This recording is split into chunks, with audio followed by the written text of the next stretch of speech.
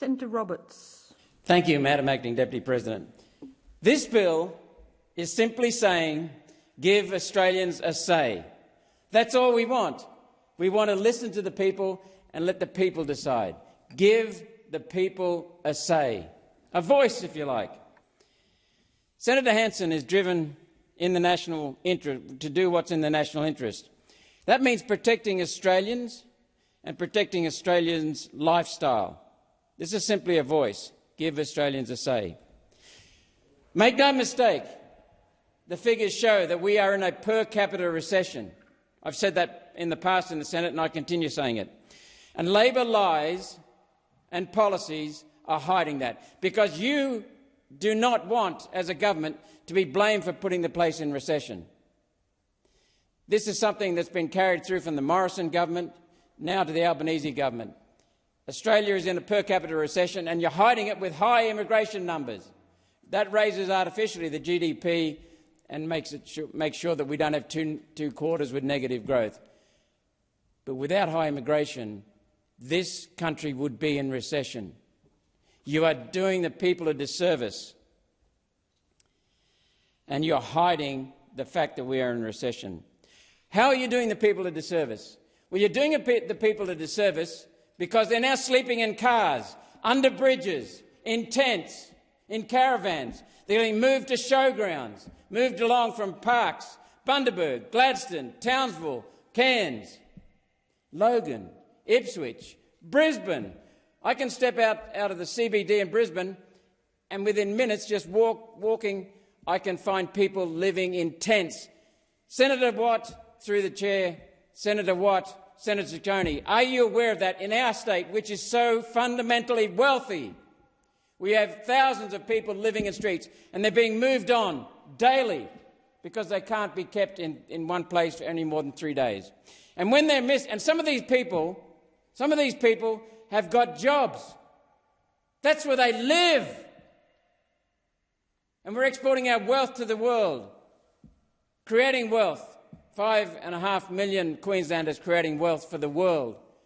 And our own Queenslanders are living in tents, living in cars. And some of them are being picked on by rangers. And as they're moved on, their kids are confiscated. Kids are confiscated. And these people are trying to work. They are working. The key issue here is trust. We cannot trust the Albanese Labor government, just like we could not trust the Morrison Liberal National government. Another key issue is serving the people. Senator Hanson mentioned it. I mentioned it. As a servant to the people of Queensland and Australia, we are raising this issue because it is fundamental to Australians' lifestyle, security and productivity. Senator Hanson raised immigration many years ago. She's famous for it. 3 of her 4 grandparents were immigrants. She's not against immigration. She's against over-immigration. She's making sure that the quality of migrants is suitable for our culture, our laws, our values. This, though, has nothing to do with Senator Hanson. It's simply a plebiscite to give people a say. You wanted it for gay marriage, homosexual marriage, and now you won't let the people have a say in something even more fundamental. Senator Hanson has a very simple approach to politics. She's not an elaborate political philosophy. She has a simple approach. Do what's right for the national interest. That's it.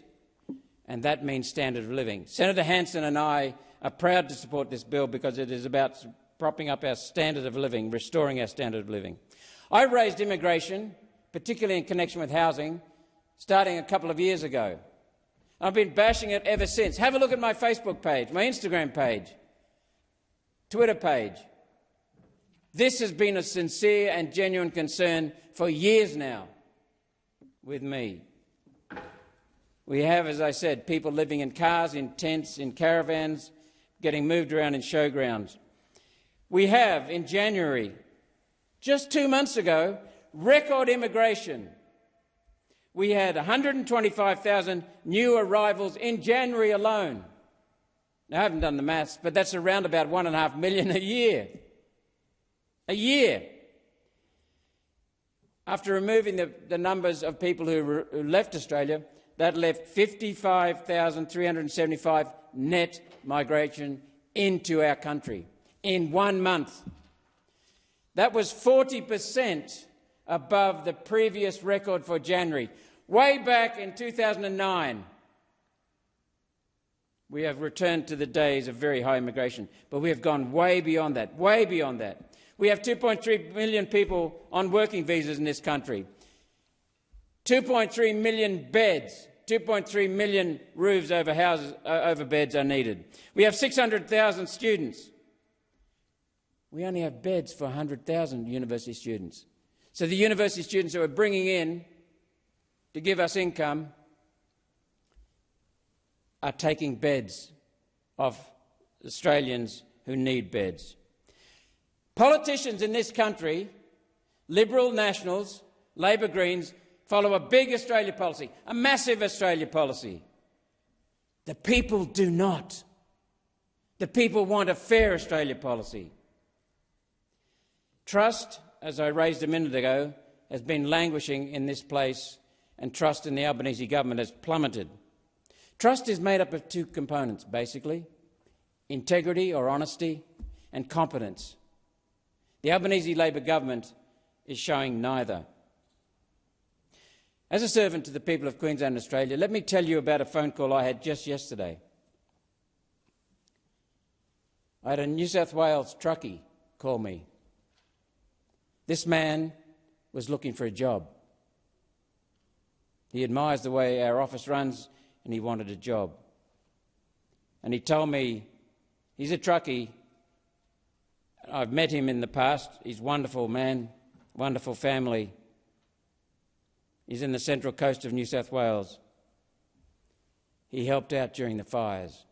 Cost him a lot of money to help out during the fires of 2019.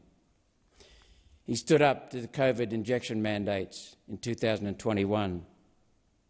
A really decent person who was making sure that he stood up because the COVID injections killed his auntie.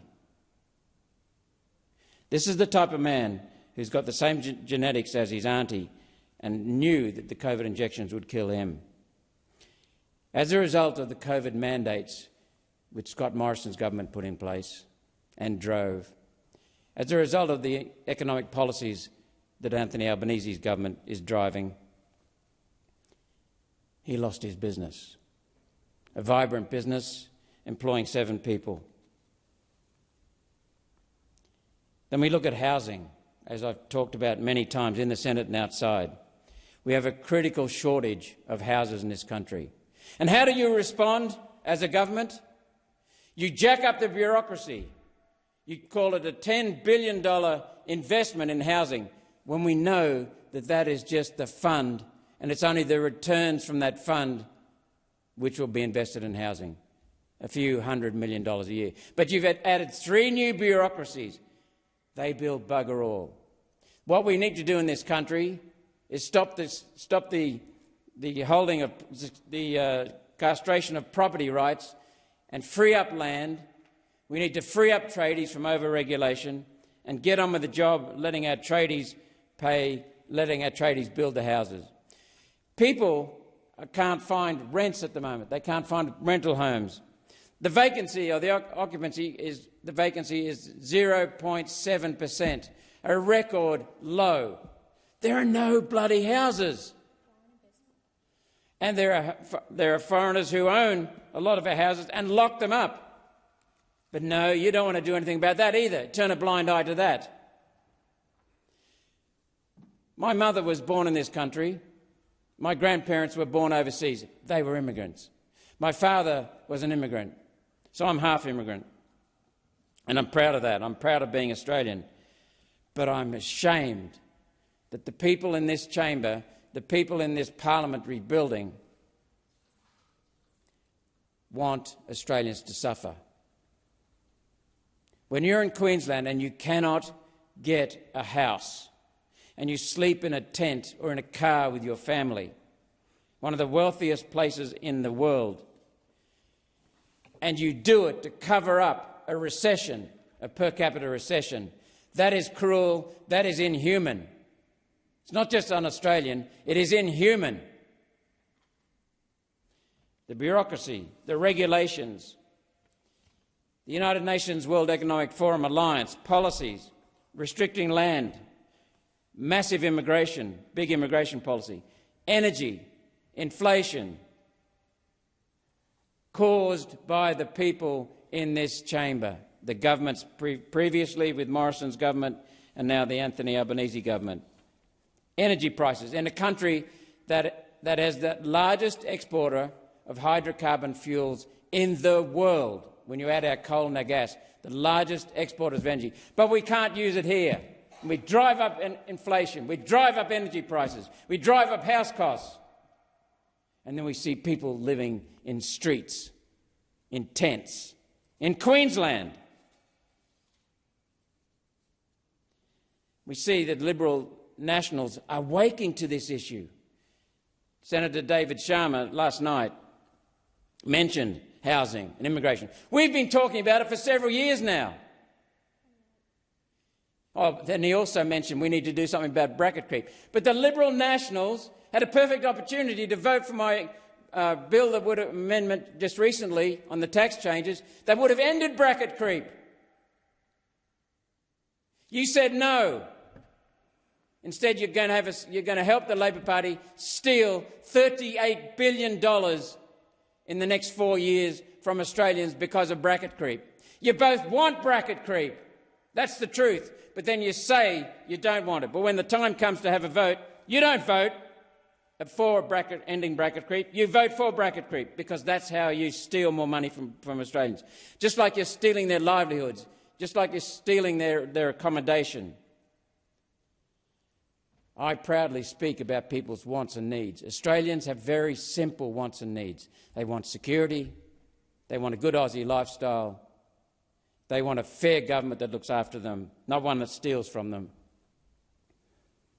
And they want people in this House and in the House of Representatives to put the national interest first. First.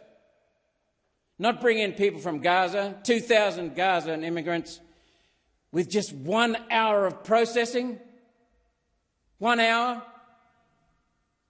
Only one nation wants to give Australians a say. Under Senator Hanson as our leader, the only party with a female leader, I might add, and proudly so, we have had a policy of a citizens-initiated referendum for 10 or so years, perhaps even more. Citizens-initiated referendum, because One Nation is about giving the people a voice. One Nation is about holding Labor, Greens coalitions and Liberal National coalitions accountable. A plebiscite is very, very simple. There's only one question in it. Should we reduce immigration? What are you afraid of? Should we reduce immigration? Let's hear from the people. Yes or no? That's all we want. We want to put the people first in this country, and that's what we've been doing and we will continue to do. That's why we have our energy policies. That's why we have our immigration policies. We want to stop the mess that is unfolding in this country. We used to be, 120 years ago, Australia had the highest per capita income in the world. We're now slipping below many other countries. We're heading for 20. And yet we have, according to the United Nations, the richest resources in the world. You are squandering those resources. You're stealing from the Australian people, and now you're making sure that they don't get a house. They don't get a rental. They'll keep sleeping in parks. All we want, Senator Hanson and I, all we want is to put the people first, to serve the people and give the people a say. Should we reduce immigration? Over to the people of Australia.